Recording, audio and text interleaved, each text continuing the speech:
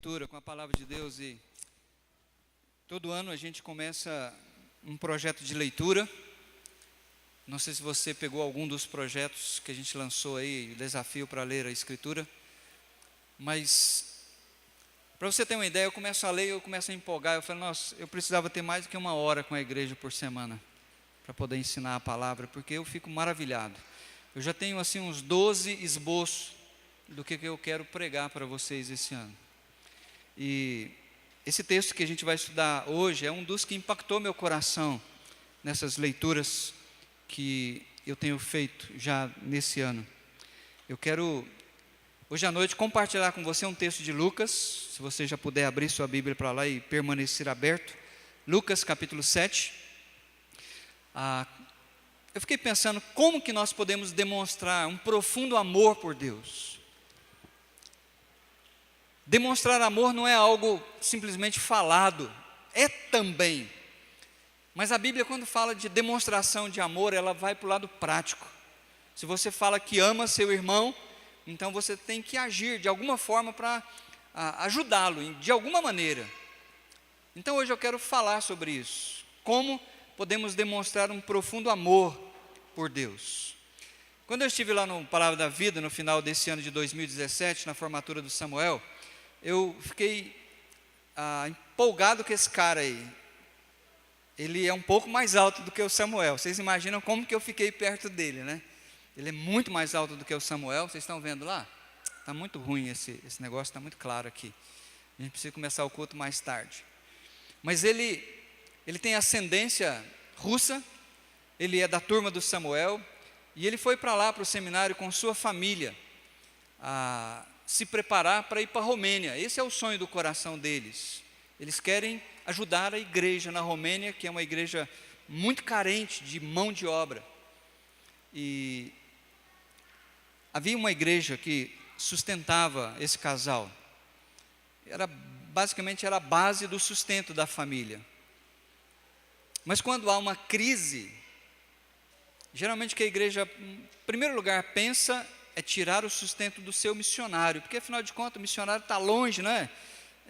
Se fosse o pastor, mas o missionário, então ele perdeu o seu sustento, pelo menos parte do sustento, que é o principal sustento dele. Sabe o que ele fez? Ele começou a vender coisas, e dentre algumas das coisas que ele vendeu, ou estava vendendo, ele colocou o violoncelo dele. Ele é um músico, a esposa dele também é música, ela toca piano, ele toca o cello. E ele colocou isso, e segundo o Samuel me informou, ele colocou no zap da turma do seminário. E alguém deve ter compartilhado isso para fora, que ele estava vendendo. Eu fui atrás de um preço médio de um violoncelo, dependendo da marca, do estado, ele varia entre 3 a 7 mil reais. Sabe o que me impactou bastante? Uma pessoa anônima. Não conhece o Carlos, não conhece a família do Carlos. O Carlos também não o conhece, é um anônimo. Ele foi a resposta de oração da família. Eu cortei para colocar aí para você, não sei se está dando para ver, mas deixe-me ler. Carlos, seu violoncelo será útil na sua missão. Use-o e continue a usá-lo. De toda forma, eu irei comprá-lo para você. Comprá-lo, entre aspas. Pagarei o valor dia 29 agora, né? Por favor, informe a conta. Continue a usá-lo. Lembre-se, todavia, ele não é mais seu, é do Senhor. Você não tem mais o direito de dispô-lo à venda. Nos braços do leão, Fábio. Eu fiquei maravilhado com um negócio desse. Isso é amor prático. Isso é o amor da família de Deus. Isso é o que você tem praticado. Sabe, não é um amor da boca para fora. Nós somos irmãos em Cristo, não importa o estado, não importa o lugar, o país que você está. Se você tem Cristo Jesus como Salvador, você faz parte dessa família maravilhosa. E o Carlos então respondeu uma carta para ele. Eu não vou ler porque daqui eu não estou dando conta de ler. Mas diz assim: meu querido irmão, eu e minha família caímos em lágrimas ao lermos sua mensagem. E ele explica então para esse camarada que ele estava orando com sua família, estava ensinando os seus filhos a depender de Deus, a crer que Deus é bom em todo o tempo, não só quando tudo vai bem, mas às vezes nas crises. E essa resposta de oração chegou como uma bênção para a família dele. Então, meus queridos, eu fiquei pensando, Jesus provou o seu amor por mim. Ele provou o seu amor, não foi da boca para fora. A Bíblia diz que Deus prova o seu amor para conosco, pelo fato de ter Cristo morrido, quando nós ainda éramos inimigos dele. Então eu fiquei questionando isso no meu coração. Jesus provou o seu amor por mim. Como eu posso demonstrar meu amor por ele? E esse texto veio a calhar. Lucas 7, 36 a 50, e deixe-me ler para você o que eu foquei, alguns contrastes que o texto bíblico faz para nós. Diz assim, a partir do versículo 36 da palavra de Deus: convidado por um dos fariseus para jantar, Jesus foi à casa dele e reclinou-se à mesa. Ao saber que Jesus estava comendo na casa do fariseu, certa mulher daquela cidade, uma pecadora, trouxe um frasco de alabastro com perfume e se colocou atrás de Jesus, a seus pés. Chorando, começou a molhar-lhe os pés com suas lágrimas. Depois os enxugou com seus cabelos, beijou-os e os ungiu com o perfume. Ao ver isso, o fariseu que o havia convidado disse a si mesmo: se este homem fosse profeta, saberia quem nele está tocando e que tipo de mulher ela é, uma pecadora. Então lhe disse Jesus: Simão, tenho algo a lhe dizer. Dize, mestre, disse ele. 2 homens deviam a certo credor. Um lhe devia 500 denários e o outro 50. Nenhum dos dois tinha com que pagar. Por isso, o credor perdoou a dívida de ambos. Qual deles o amará mais? Simão respondeu: suponho que aquele a quem foi perdoada a dívida maior. Você julgou bem, disse Jesus. Em seguida, virou-se para a mulher e disse a Simão: vê esta mulher? Entrei em sua casa, mas você não me deu água para lavar os pés. Ela, porém, molhou os meus pés com suas lágrimas e os enxugou com os seus cabelos. Você não me saudou com um beijo, mas esta mulher, desde que entrei aqui, não parou de beijar os meus pés. Você não me ungiu a cabeça com óleo, mas ela derramou perfume nos meus pés. Portanto, eu lhe digo, os muitos pecados dela lhe foram perdoados, pois ela muito amou. Mas aquele a quem pouco foi perdoado, pouco ama.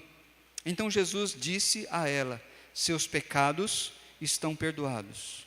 Os outros convidados começaram a perguntar: quem é este que até perdoa pecados? Jesus disse à mulher: sua fé a salvou, vá em paz. Vamos ter uma palavra de oração. Pai, nesse momento que nós abrimos a Tua palavra, que nós lemos a Escritura, precisamos tremendamente da ação, da unção do Teu Santo Espírito, iluminando a nossa mente, cuidando do nosso coração, para compreendermos a Tua palavra. Dá-me simplicidade na explicação e dá-nos atenção nesta hora, para ouvirmos a Tua palavra em nome de Jesus. Amém? Então o que é um contraste? Contraste, segundo o dicionário, é um grau marcante de diferença entre duas coisas ou duas pessoas. Vocês também não devem estar vendo aí, que está bem claro, mas tem muitos guarda-chuvas aqui e tem um diferente. Então, por causa disso, você pode fazer um contraste. O primeiro contraste é entre Simão, esse fariseu, e uma mulher. Vamos olhar o texto para a gente ir aprendendo devagarzinho dessa história. O versículo 36 fala que esse camarada, esse fariseu chamado Simão, ele convidou Jesus para um jantar. O interessante é que naquela época, essas pessoas abastadas, ricas, que tinham poder para convidar outros para a sua mesa, eles deixavam que o seu jantar fosse aberto para outras pessoas verem, não participarem. Eu fiquei pensando em paparazzis, aquelas pessoas que estão sempre se intrometendo na vida dos outros, pronto para dar um clique. Então esse jantar foi assim. Pessoas que às vezes nem faziam parte da família podiam chegar lá, não participar do jantar, mas podiam ficar olhando de longe a conversa, vendo a comida. Mas Jesus era um cara social. Por diversas vezes na Escritura você encontra ele recebendo e aceitando convites para ir numa casa, às vezes tomar uma refeição. Ele foi convidado para ir num casamento, ele foi. Lembra disso? Ele transformou água em vinho naquele casamento. Quando ele chamou Levi, Mateus, para segui-lo, Mateus era um publicano rico, deu uma festa, convidou Jesus, Jesus foi. Tanto que as pessoas da sua época começaram a zombar de Jesus, e dizer que ele era um comelão, um beberrão, estava sempre junto com publicanos e prostitutas. Agora, o texto diz que Jesus foi à casa dele e reclinou-se à mesa. Lembra que naquela época as pessoas não se assentavam assim à mesa, era diferente. A mesa era posta e eles, de fato, eles deitavam com os pés para trás. Então ficava aquela roda em volta da mesa. E eles reclinados sobre o braço esquerdo e com o braço direito eles tinham alcance, acesso às refeições. E o bate-papo ia rolando ali. E eu fiquei perguntando para mim, qual era a motivação do fariseu ao convidar Jesus para aquele jantar? Será que era amor? Será que era interesse por Jesus, por conhecê-lo? Será que era curiosidade? Ou será que era astúcia?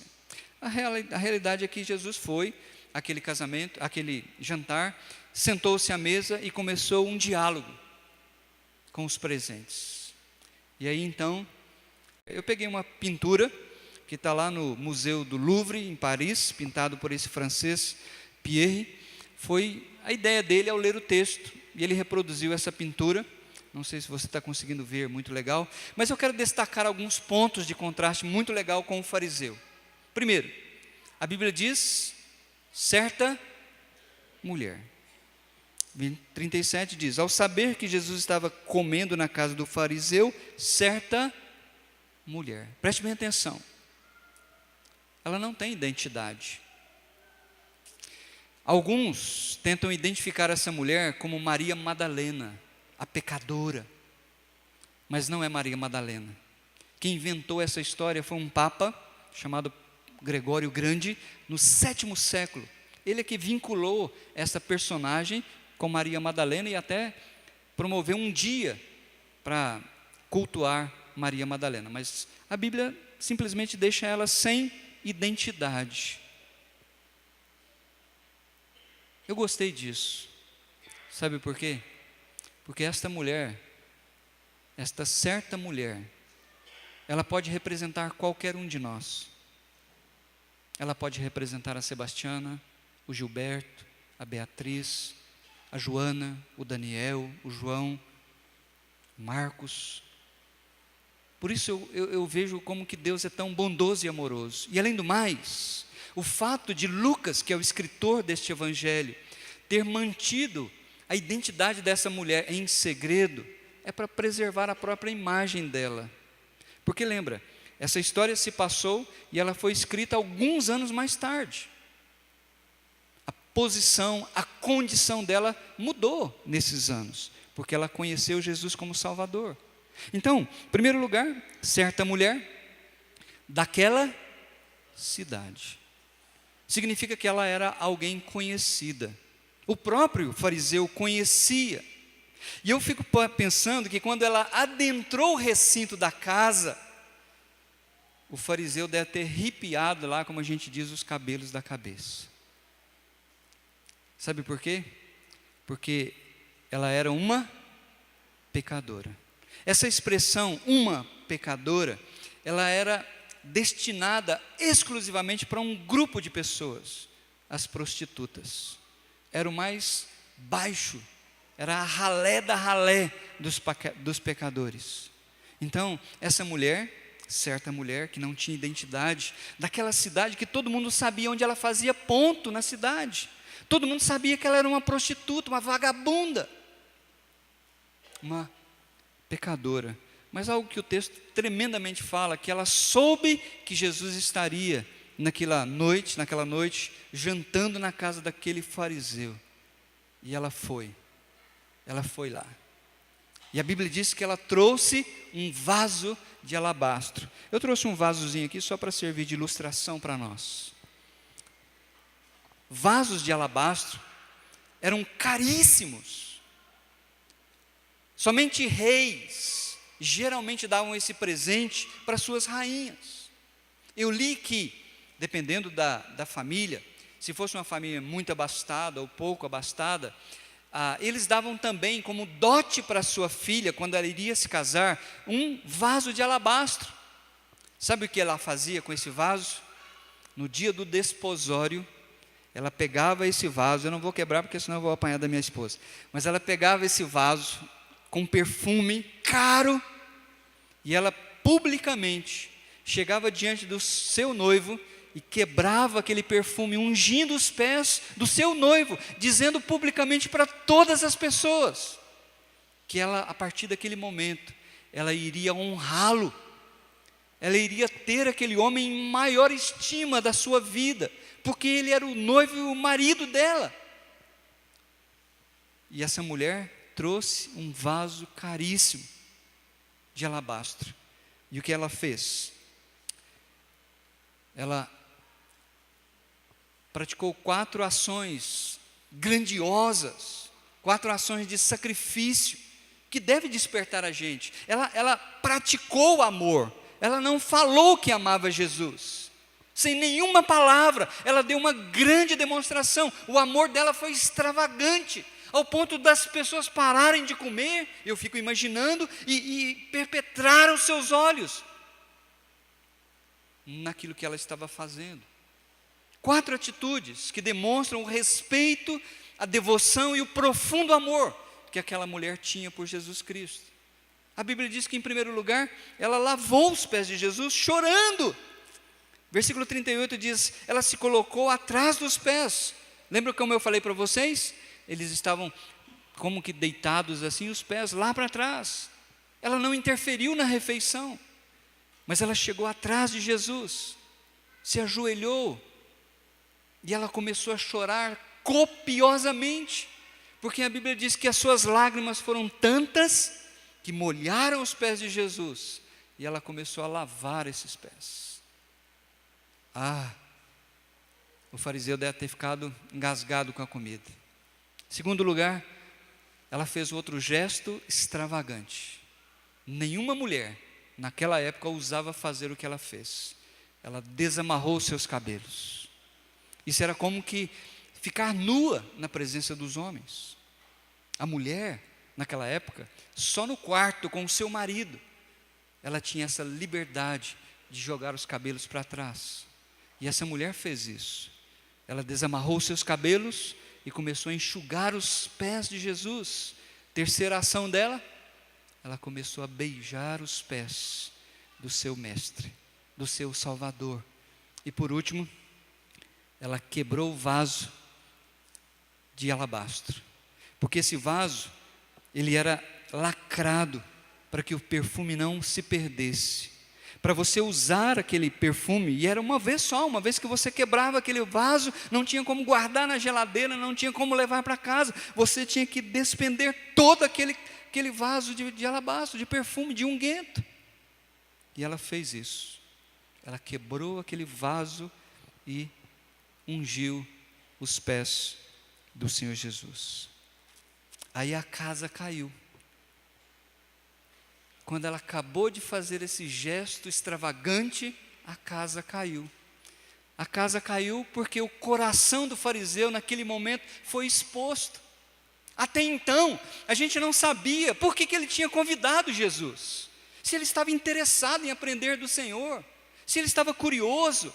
Lembra que ele era um fariseu, ele conhecia as Escrituras.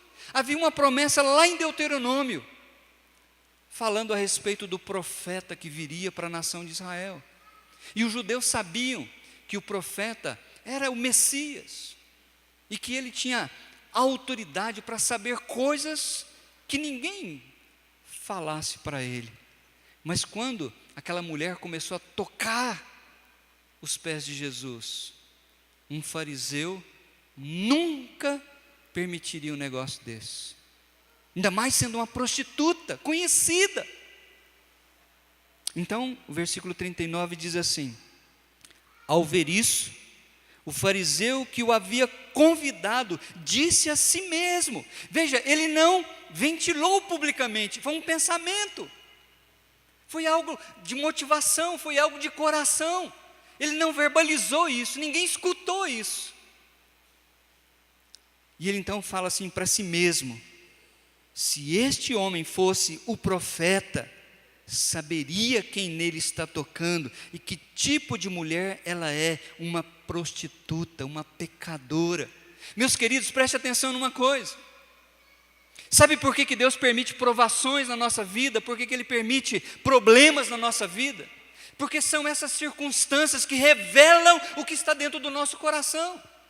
Como eu brinco com vocês, no domingo é muito fácil a gente dizer que é crente. Ô pastor, paz do Senhor. Ô meu irmão, glória a Deus, Jesus, pai de Abraão, de Isaac. É muito fácil, meu querido. Nós estamos tomados banhos, nós estamos cheirosos.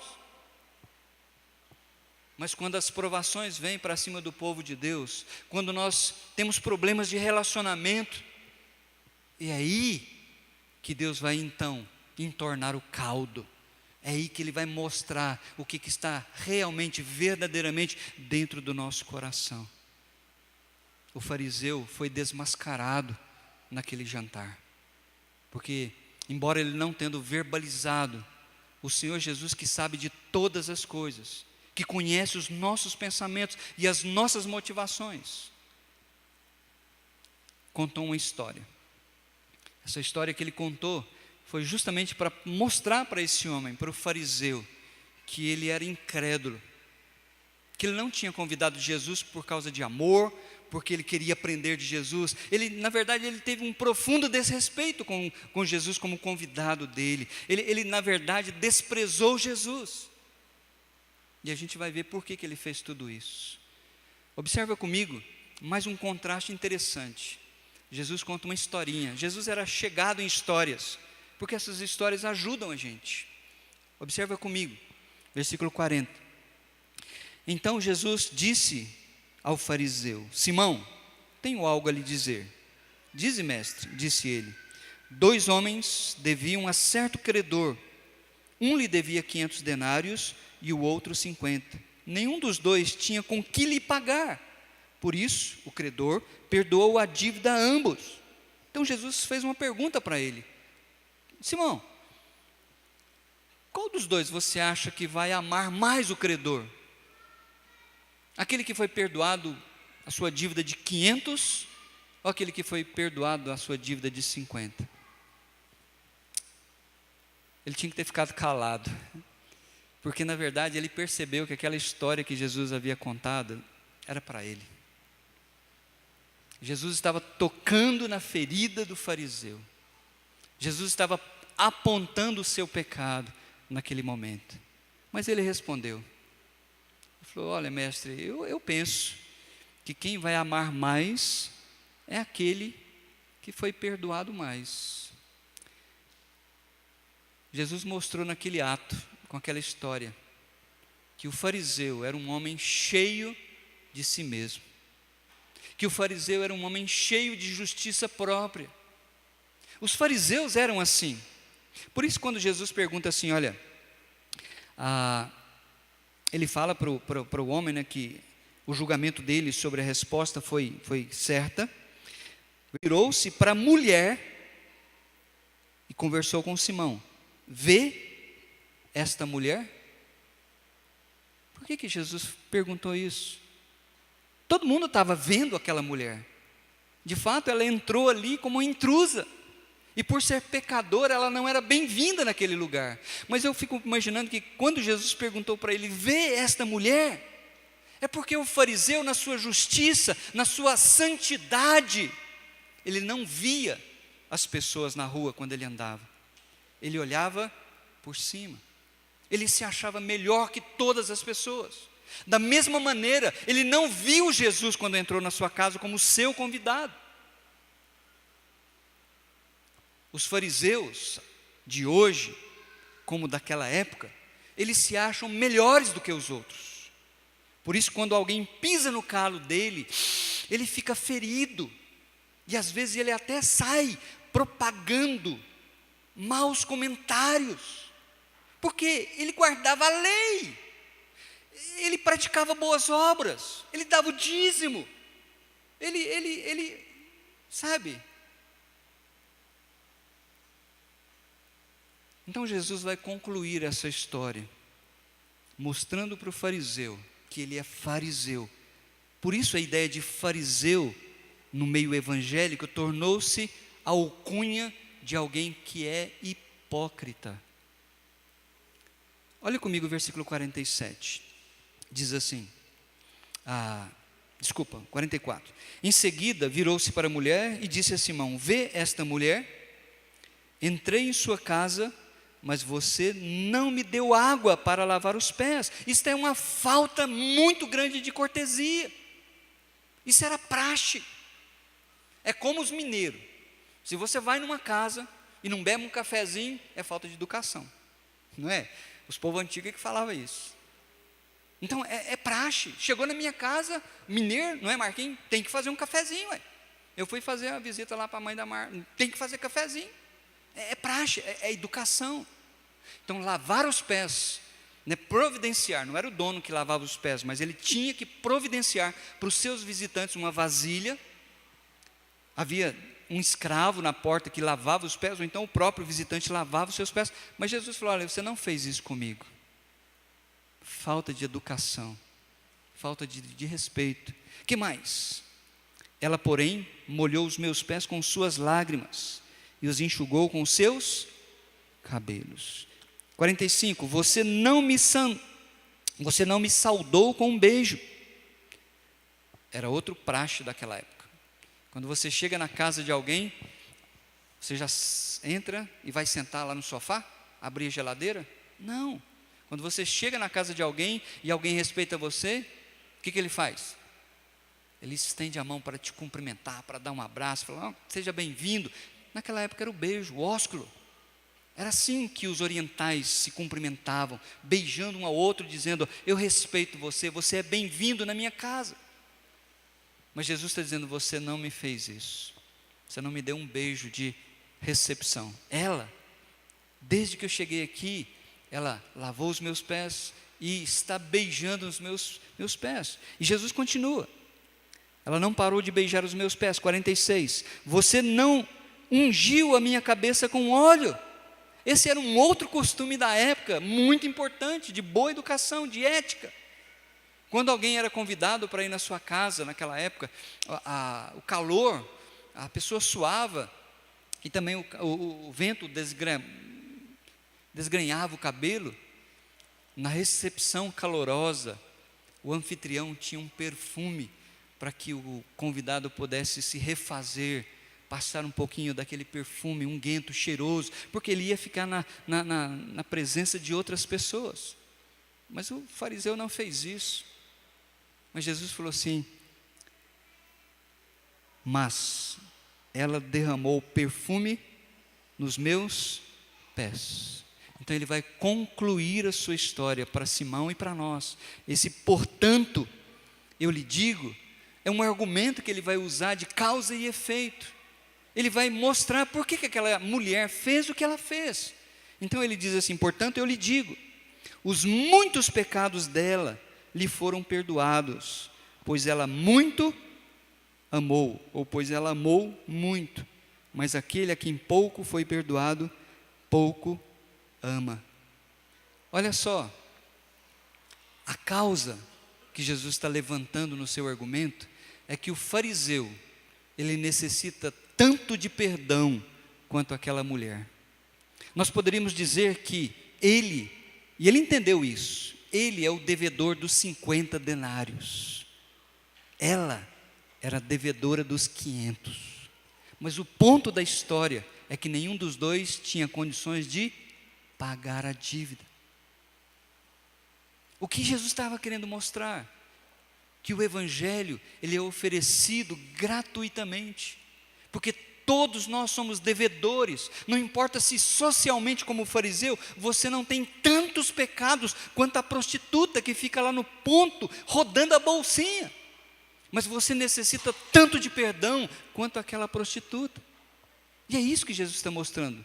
E a causa do perdão produziu o efeito do amor extravagante daquela mulher. Ela reconheceu a quantidade, a grandeza do perdão que ela recebeu. Por isso, ela demonstrou aquele grande amor. Preste bem atenção. Aquela mulher como eu e você hoje à noite, ela não foi lá naquele jantar para buscar perdão. E nem ela foi perdoada porque ela demonstrou amor. Pelo contrário, ela foi lá quando ela soube que Jesus estava naquele lugar, porque ela já havia sido perdoada. Ela foi lá para demonstrar o seu amor por Jesus, porque ela, aquela pecadora que vivia na cidade, ela encontrou-se com o Salvador. Ela não precisa ir mais para a esquina rodar a bolsa. Sabe por quê? Alguns comentários dizem, e eu achei legal isso, que possivelmente, naquela época, em que Jesus estava numa casa, lá em Naim, e que 4 amigos trouxeram um aleijado para Jesus curar, lembra daquela história? E aqueles 4 amigos, a multidão era muito grande, eles subiram no eirado, fizeram um buraco e desceram o camarada até onde Jesus estava. E o que Jesus falou? Filho, os teus pecados estão perdoados. Imagina essa mulher lá na janela, tentando ver aquele homem que tinha uma grande fama, porque ele estava curando, ele estava fazendo muitos milagres. E no coração dela, como judia, talvez começou a queimar lá dentro, dizendo: será que ele é de fato o Messias? Será que ele é o profeta que Deus havia de enviar ao mundo? E quando ela ouviu dos lábios de Jesus: filho, os teus pecados estão perdoados. E quando as pessoas começaram a murmurar, da mesma forma que murmuraram aqui: quem é esse cara para perdoar pecados? Só Deus pode perdoar pecados. E Jesus então falou para aquele camarada: olha, para que vocês saibam que o Filho do Homem tem autoridade para perdoar pecados, pega o teu leito e vai embora para casa. Lembra da história? Ele pegou a cama na frente de todo mundo e foi embora para casa. E aquela mulher então começou a acalentar no coração: se ele perdoou aquele cara, ele pode me perdoar também. Eu não aguento mais viver nesta culpa, eu não aguento mais viver nesse estilo de vida, eu preciso do Messias. Eu não sei quando foi que ela creu em Jesus, mas o fato é que, pelo que Jesus fala para nós nesses últimos versículos, ela já era alguém salva. E ela foi ali simplesmente para extravasar o seu amor por Jesus Cristo. Aquele amor extravagante da mulher foi a prova pública de que ela estava realmente agradecida a Deus. Por isso, preste atenção: quanto maior for o seu reconhecimento, preste atenção no que eu vou falar, quanto maior for o reconhecimento da grandeza do quanto você foi perdoado, mais você vai amar. Quanto menor for o seu reconhecimento, sabe por que muitas pessoas têm um reconhecimento menor? É porque eles começam a olhar e dizer assim: não, mas eu sou muito melhor do que o João. Quer dizer, Deus perdoa muito o João, mas eu não tinha tanto pecado assim. Mais um último contraste. Versículo 39. Aquela mulher, uma pecadora, ela era desprezada por todas as pessoas que a viam. Aquela mulher não tinha valor algum, mas para Jesus ela tinha grande valor, mesmo sendo uma pecadora. Lá no 48, então Jesus disse a ela: seus pecados estão perdoados. Todos nós, como aquela mulher, estamos perdoados por causa do sangue de Jesus que foi derramado na cruz do Calvário.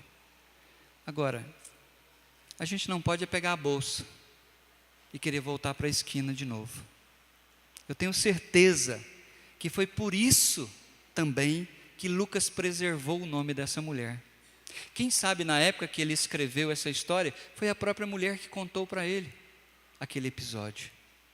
E ele está preservando o nome dela porque, possivelmente, isso é minha elucubração aqui, mas possivelmente nessa época que Lucas escreveu, ela é uma mulher casada, mãe de filhos, esposa de um marido. Por isso que Lucas apenas colocou uma certa mulher. É assim que nós temos que andar e agir uns com os outros. A gente não tem que ficar pegando o nosso passado, mesmo quando nós falhamos uns com os outros, e lançar em rosto, ou contar os nossos podres para os outros. Se nós cremos que Jesus morreu pelos nossos pecados, eles foram perdoados. Foi isso que Jesus falou para esta mulher: filha, os teus pecados estão perdoados, não serão perdoados. Entendem a diferença? Agora, eu quero frisar, esta mulher foi salva pela graça. Ela não foi salva porque ela amou Jesus. Ela amou Jesus porque ela foi salva. Vocês conseguem ver a diferença? Ela foi perdoada e fez obras. Jesus falou isso no versículo 50, depois que as pessoas também criticaram. 49, os outros convidados começaram a perguntar: quem é este que até perdoa pecados?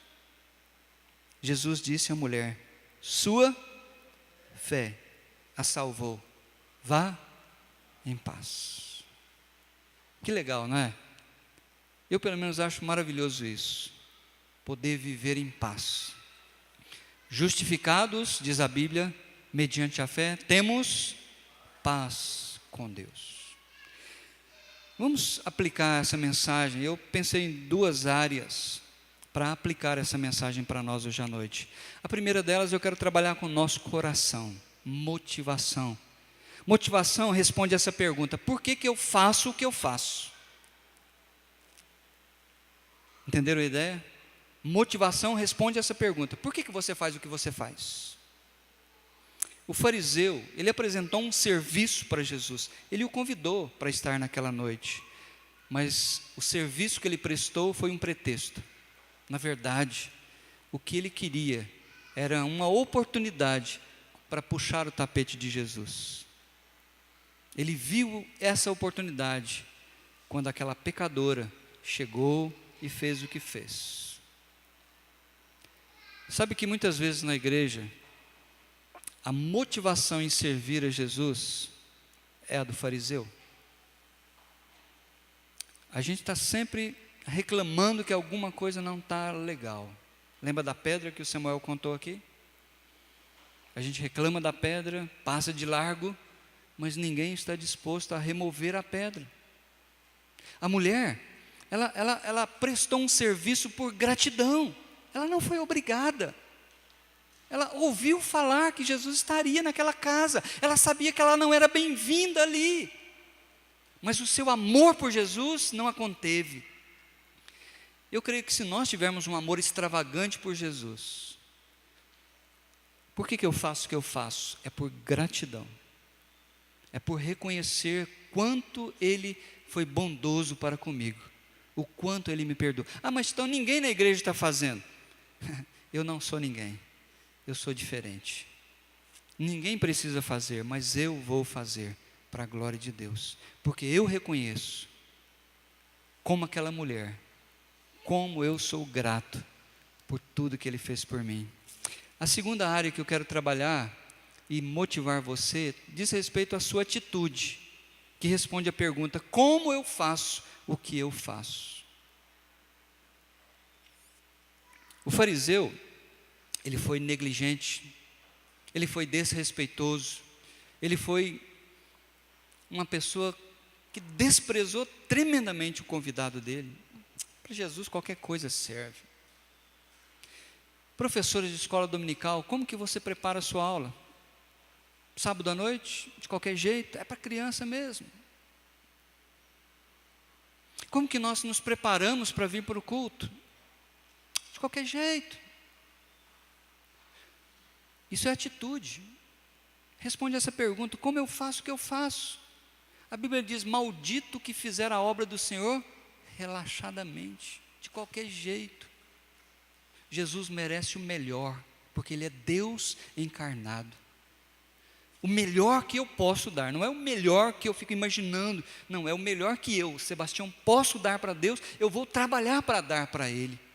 O serviço da mulher foi um serviço sacrificial, ela pagou um preço muito alto para demonstrar sua gratidão.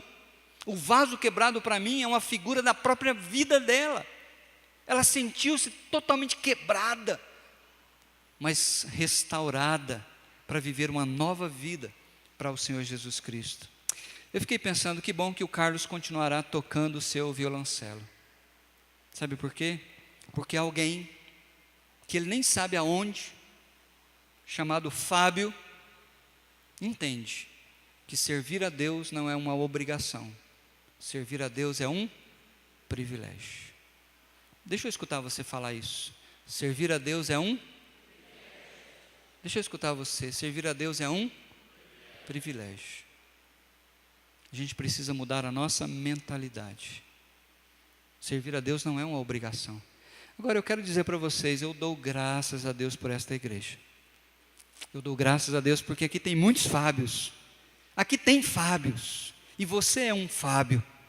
E você também tem se prontificado a agir, a abençoar. E eu quero louvar a Deus pela sua vida. Mas, por mais que eu diga, cada um de nós aqui é uma bênção de Deus, a gente não pode acomodar. A gente precisa crescer. Precisamos colocar no coração que servir a Deus é não uma obrigação. E é um privilégio, mas tem um preço. Eu gostei demais dessa frase do Martinho Lutero, quando ele estava estudando o livro de Gênesis, estudando a criação. Ele falou assim: olha, Deus cria a partir do nada. Deus não tinha matéria-prima. Deus diz assim: haja luz, houve luz. Entenderam? Então Deus criou a partir do nada, só existia Ele. E Martinho Lutero então refletiu sobre isso e diz assim: Deus cria a partir do, portanto, enquanto o homem não se esvaziar e se reduzir a, Deus não poderá fazer com ele. Interessante, não é? O fariseu não pôde ser tocado pelo Espírito de Deus naquela noite, porque ele estava cheio de si mesmo, cheio de justiça própria. Quebrar o vaso representa a nossa vida. Nós cantamos isso. Eu quero ser, Senhor amado, um vaso novo. Mas o vaso precisa ser quebrado. Eu não posso pegar a bolsa e voltar para a esquina. Eu tenho que quebrar a minha vida para que Deus possa fazê-la de novo. A minha pergunta final é: você está pronto para se esvaziar? Fecha seus olhos comigo e vamos orar. Bondoso Deus, obrigado pela Tua palavra. Obrigado porque Lucas deixou registrado para nós essa história tão impactante. Obrigado porque esta mulher, ela foi tão grata e tão cheia de amor pelo Senhor, deixando-nos exemplo, para que também possamos de uma forma extravagante demonstrar nossa gratidão e o nosso amor pelo Senhor. Ajuda-nos. Às vezes o meu coração está tão cheio de raiva, às vezes o meu coração está tão cheio de amargura. Ajuda-me a esvaziá-lo com Tua graça, com Teu perdão, para que o Senhor possa fazer de mim um homem novo e um novo homem para a Tua glória. Ajuda-nos, Pai, como igreja evangélica dos irmãos, a olhar um para o outro e vermos que somos bênção do Senhor. Nenhum de nós está aqui por mérito próprio. Nós estamos aqui porque um dia, pela Tua graça, nós ouvimos falar de Jesus, como aquela mulher, e nós choramos, reconhecendo o nosso pecado, e nós entendemos o perdão que nos foi oferecido. Por isso eu e os meus irmãos hoje podemos dizer: nós somos perdoados, nós temos paz com o Senhor, porque o sangue de Jesus derramado na cruz nos purifica, nos limpa, nos lava de todo o pecado. Ajuda-nos a viver com a nova mentalidade de que servir o Senhor é um privilégio. Ajuda-nos, como Igreja Evangélica dos Irmãos. É o que eu te peço, em nome de Jesus. Amém?